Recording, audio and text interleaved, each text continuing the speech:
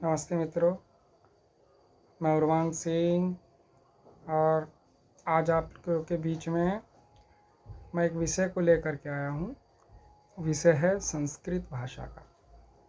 मित्रों, आज 9 तारीख है, 9 अगस्त है, श्रावणी पूर्णिमा है और आज ही के दिन हम लोग संस्कृत दिवस एक उत्सव के रूप में मनाते हैं। ऐसा इसलिए हम मनाते हैं कि हमें इसका ये है कि आज के दिन संस्कृत भाषा का बोलने का क्रम प्रारंभ हुआ और ये प्रारंभ होता है हमारे जो महर्षि पाणिनि जी हुए हैं उनके समय से। तो ज्ञान, संस्कृति और हमारी जो सभ्यता है उसका आधार है संस्कृत। ज्ञान, संस्कृति और सभ्यता का आधार संस्कृत है। और संस्कृत के विषय में मैं अपना अनुभव यही कहूँगा कि ये जीवन जीने की जो हमारी शैली है उसको सुव्यवस्थित, परिष्कृत और समग्रता तक ले जाने वाली भाषा है ये संस्कृत। ये संस्कृत का जो संबंध है ना मित्रों, ये बहुत गहरा है। ये हमारे स्थूल शरीर से तो है ही, लेकिन साथ में सूक्ष्म शरीर और कारण शरीर से भी है। अब ये जो विषय है थोड़ा सा आप लोगों को कठिन लगेगा कि सूक्ष्म शरीर क्या है, कारण शरीर क्या है। तो इसको हम ऐसे समझ सकते हैं मित्रों कि जब हम ये रात में जब सो जाते हैं तो हमें एक स्वप्न आता है और वो स्वप्न में 3 स्थितियां बनती हैं। एक स्थूल शरीर जो सो रहा है, एक सूक्ष्म शरीर जो स्वप्न में भ्रमण कर रहा है, दिख रहा है, दृश्य है, चित्र है, छवि है, और कारण शरीर जो देख रहा है, जो इस सबको ज्ञान है, जिसका उसको बोध है, बोध हो रहा है कि हाँ मैं कुछ देख रहा हूँ, मैं कुछ स्वप्न में हूँ, कुछ स्थिति मेरी है। तो ये जो संस्कृत भाषा है इसका जन्म वहाँ से हुआ है। ये हमारी मूल भाषा है, मूल प्रकृति है मित्रों।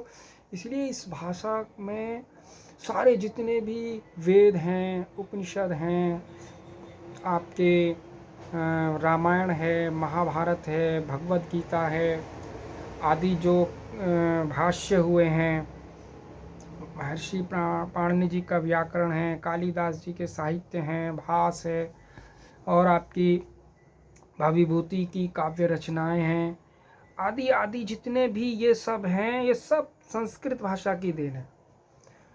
तो यहाँ पर ये है कि जो सर्वप्रथम जो भी मतलब बोध हुआ, ज्ञान हुआ, तो वो शब्द, सबसे पहला जो शब्द आया वो संस्कृत का ही शब्द था। बाद में फिर इसको और बोलचाल के लिए और संवाद के लिए इसको फिर आगे किया गया, तो इसको फिर देववाणी कहा गया।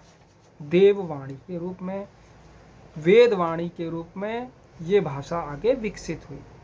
मित्रों, अभी कुछ समय पहले नासा के वैज्ञानिकों ने भी इस पर कुछ अध्ययन किया था, शोध किया था, और ये देखा गया था कि कंप्यूटर प्रोग्रामिंग के लिए भी संस्कृत भाषा ही उपयुक्त है।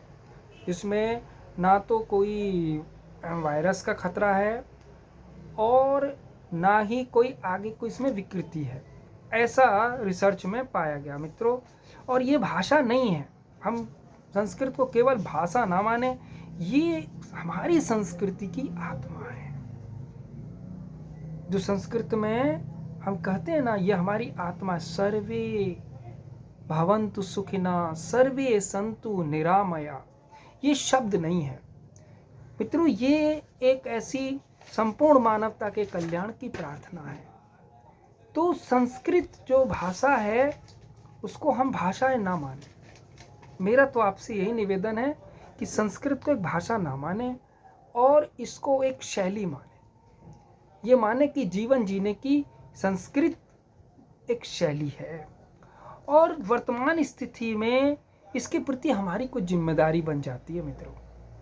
हमारी जिम्मेदारी हम खुद और हम अपने बच्चों को अपने रिश्तेदारों को, अपने मित्रों को और जो भी लोग हमसे जुड़े हुए हैं उनसे हम निवेदन करें, रिक्वेस्ट करें कि आप लोग जैसे अंग्रेजी, फ्रेंच, जर्मन आदि भाषाओं को सीखते हैं और उसके लिए प्रयास करते हैं, तो आप इस अमूल्य भाषा को भी सीखने का प्रयास कीजिए। इसको रोज अपने बोलने का प्रयास कीजिए। देखिए मित्रों, बस क्योंकि विषय तो बहुत लंबा है, वीडियो बहुत बड़ा हो जाएगा, इसलिए मैं बस अंत में यही कहूँगा कि हमें ये संकल्प लेना चाहिए कि नित्यम संस्कृतम वदामः, नित्यम संस्कृतम पठामः, नित्यम संस्कृतम रक्षामः। हम प्रतिदिन संस्कृत बोलेंगे, हम प्रतिदिन संस्कृत पढ़ेंगे और हम संस्कृत को सुरक्षित रखेंगे। मित्रों, ये हमारा एक संकल्प होना चाहिए। मेरा आपसे यही निवेदन है। और बहुत से हमारे भाई बंधु इसको शब्दों का संग्रह ना माने, यह हमारी मूल जड़ों का प्रमाण है, हमारी पहचान है। और ये उस दीपक के समान है जो ज्ञान का प्रकाश फैलाता है। ये उस धारा के समान है जो हमारी संस्कृति को सींचती है। यह हमारे एक हमको गौरवशाली अतीत से जोड़ के रखती है। और ये वह भाषा ना मान करके इसे हम अपने जीवन का एक अंग मान लें और इसके विकास के लिए, इसके पुनर्जीवन के लिए हम आएं, संकल्प करें और इस भाषा को फिर से जीवंत बनाएं, जागृत बनाएं। मित्रों, बस मेरी आपसे यही प्रार्थना है आज के संस्कृत दिवस के अवसर पर। धन्यवाद मित्रों।